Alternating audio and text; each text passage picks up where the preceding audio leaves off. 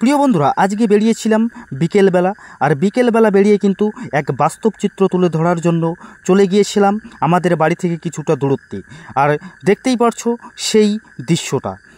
এখানে যেখানে এই দাদাটি দাঁড়িয়ে রয়েছে, এই নজর মিনার থেকে ঢিলছুড়ো দূরত্বে রয়েছে দক্ষিণ খয়েরবাড়ি বন জঙ্গল। আর সন্ধ্যা হলেই কিন্তু প্রতিনিয়ত বুনো হাতি কিন্তু এখানে বেরিয়ে আসে।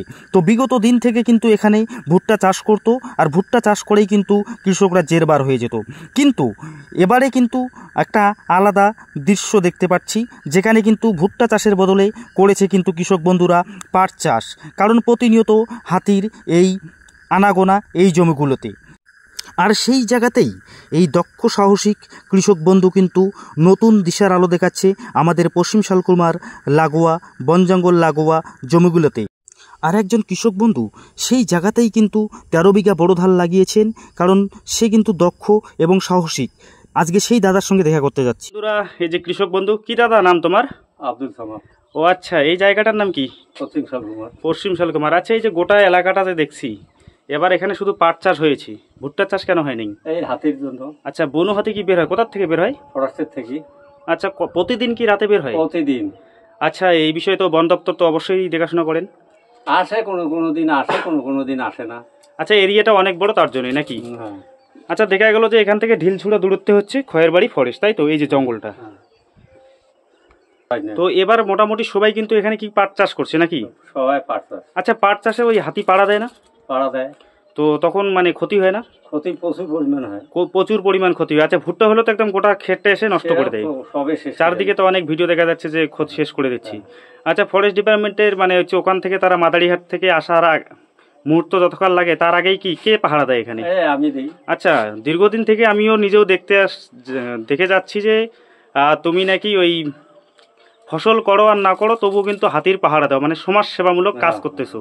তো এটা মানে কেন কেন মনে হইলো যে হাতি আসলেই তুমি নাকি সেখানে গিয়ে তাড়ানোর চেষ্টা করো, ফরেস্টে ঢুকে দেওয়ার চেষ্টা করো? নিজের বাড়ি ঘর আছে বা পাড়া প্রতিবেশী আছে, এর জন্যই। নিজেরও 2-4 বিঘা আবাদ আছে, এর জন্য। আচ্ছা আচ্ছা। তো আজ অব্দি ভাবে তো আমাদের গ্রামে সেরকম বড় ধরনের কোনো ক্ষতি হয় নাই, আর যত না হয়। তো এটা কিন্তু টোটালটাই কিন্তু অ্যাকচুয়ালি অনেকে আমাকে বলছিল যে ওনার একটা ভিডিও করার জন্য। তো আজকে আমিও আসলাম, তো এটা ফেসবুকে ইউটিউবে দিয়ে দিব। তো বন্ধুরা দেখো, এই যে আমি সেই ব্যক্তিকে পেয়েছি, সেই কৃষককে পেয়েছি, সেই দাদাকে পেয়েছি, নাম হচ্ছে আব্দুল সামাদ। তো আমাদের গ্রামে তিনি কিন্তু কি বলবো যে নিজের স্বার্থকে না দেখে মানুষের জন্যও কিন্তু দীর্ঘদিন থেকে কি বর্ষা কি গ্রীষ্ম কিন্তু মোটামুটিভাবে হাতির পাহারা দিচ্ছে। মানে কেমন করে টের পাও যে হাতি আসতেছে বা কিছু হচ্ছে, মানে কেমন করে আভাস বোঝা যায়? আমি কিনারে ঘুরি তো তখন। ও আচ্ছা, সাথে সাথে। আচ্ছা, হাতি তো খুবই ভালো, কারণ হচ্ছে তোমার জানা আছে যে কিভাবে তাড়ানো আছে, প্র্যাকটিস আছে। ও প্র্যাকটিস। এর আগে মোটামুটি ভাবে এপিসি কমিটি থেকে ডিউটিও করা হয়েছিল। ডিউটিও করছি। ও তখন মোটামুটি ভাবে সেই ডিপার্টমেন্টের সঙ্গে থেকে অনেকটা জানা গেছে নাকি? আচ্ছা, তো মোটামুটি ভাবে যা দেখা যাচ্ছে যে এখানে এবার তাইলে কি করেছেন এখানে? এখানে এখনো পাহারা দিচ্ছেন রাতে? বড় ধান করছি। ও কোন ওই যে বড় ধানগুলো নাকি?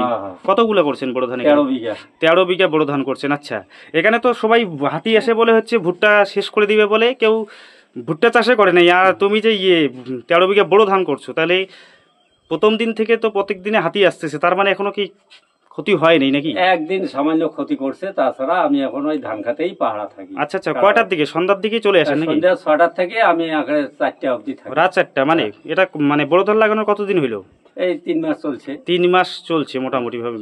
তার মানে কতদিন সময় লাগবে এই বড় ধান হইতে? আর 1 মাস। আর 1 মাস। 4 মাসের ধান এগুলো নাকি? আচ্ছা আচ্ছা। তার মানে কি আশা রাখছেন যে ধান ফসল বাড়ি নিয়ে যাবেন? চেষ্টা তো করতেছি। আচ্ছা, বন দপ্তরকে জানিয়েছেন যেখানে আমার বড় ধান আছে অবশ্যই সহযোগিতা করবেন? মাদারিহাট থেকে একদিন আসলো, দেখছে, বলে ধান করছো এইটাই। আচ্ছা আচ্ছা। তারপর ফোন করলে তারা আসে তো? আসে। আচ্ছা আচ্ছা।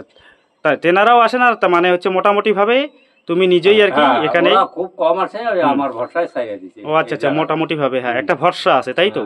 তো এই যে এখানে আমরা উঠে আসি, এটাকে কি নজর মিনার বলে, তাই তো? এটা ফরেস্ট ডিপার্টমেন্টের পক্ষ থেকেই হয়েছে।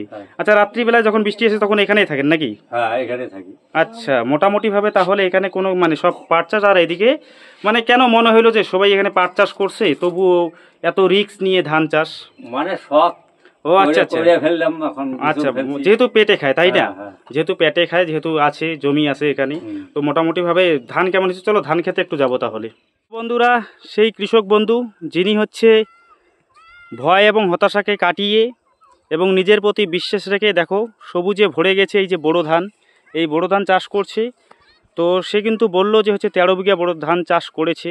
তো ধানের কি মোটামুটি কি শীষ চলে আসছে নাকি? চলিয়েছে, শীষ চলে এসে আর কতদিন থাকতে হবে এখানে? আরো 40 দিন। 40 দিন, তার মানে মোটামুটি 4 মাস এই ধান নাকি? 4 মাস, আর একটা আছে 3 মাসিয়া। আচ্ছা, যেখানে হচ্ছে মোটামুটিভাবে দেখা যাচ্ছে যে ফরেস্ট লাগোয়া যে সমস্ত ভুট্টা চাষ করছে অনেকেরই ভুট্টা খাচ্ছে, কিন্তু তোমার ধান তো মোটামুটিভাবে ঠিকই আছে। তার মানে কি এই যে পরিশ্রমটা তাহলে ভালোই করছো নাকি? হ্যাঁ, পরিশ্রম মানে সকাল সন্ধ্যা 6টার থেকে সারা রাত থাকে। এই যে বৃষ্টি আসে কোনো সময় ছাতা নিয়ে থাকি। আচ্ছা, রাত্রিবেলা কি থাকে নাকি, হাতে টর্চ থাকে নাকি? হাতে টর্চ থাকে। টর্চ কি বড় মাপের টর্চ? না, ছোট মাপের। ছোট ফরেস্ট ডিপার্টমেন্ট থেকে দিয়েছে টর্চ? একটা দিয়েছে না? ও আচ্ছা, মোটামুটিভাবে তাহলে শুনতে পেলে যে টর্চ হাতে থাকে। আচ্ছা, হাতি যখন আসে তখন কি ওই টর্চ মারলে কি সেটা চলে যায় নাকি? চিৎকার করতে হয়? কিন্তু চেষ্টা করে খেদানো হয়। আর যখন হচ্ছে মোটামুটিভাবে যখন হাল ধরছে না তখন ফরেস্ট ডিপার্টমেন্টও ততক্ষণে চলে আসে। আচ্ছা, বন্ধুরা তাহলে শুনতে পারলে যে খুব কষ্ট করে কিন্তু চাষ করছে। আর যারা এই যে জমি পতিত রাখছে, অনেকেই কিন্তু জমি পতিত রাখছে আমাদের গ্রামে, সেই জায়গায় দাঁড়িয়ে কিন্তু এই যে সবুজে ভরা দেখতে পাচ্ছ ধান, এই 13 বিঘা ধান কিন্তু এই কৃষক বন্ধু করেছে। আর মাত্র কয়েকদিন, 40 দিন মোটামুটি থাকলে কিন্তু ধানটা বাড়িতে নিয়ে যাবে। তো মোটামুটিভাবে কিন্তু যা দেখা গেল যে এই কৃষক বন্ধু কিন্তু যদি নিজে আবাদ না করে তবুও কিন্তু যেখানেই হাতি বের হোক আমাদের এলাকায় সেইখানেই কিন্তু আমি নিজেও দেখেছি সেখানে যাই। আচ্ছা, মোটামুটি দেখা গেল যে যখন এদিকে চাষ করেন না বা অন্য জায়গায় একটা আমাদের গ্রামে হাতি বের হলো তখনও তো সেখানে যান নির্দ্বিধায়। তার মানে কি মোটামুটিভাবে এটা যেটা বলা যায় যে নিজের স্বার্থ থাক আর না থাক সেখানে সমাজের জন্য অনবরত কাজ করে যাচ্ছে। আচ্ছা, সমাজ কল্যাণ, হ্যাঁ, অ্যাকচুয়ালি যেটা হচ্ছে বলা যায় যে সমাজের মঙ্গলের জন্য যে কাজ করে তাকেই সমাজ সেবা বলে।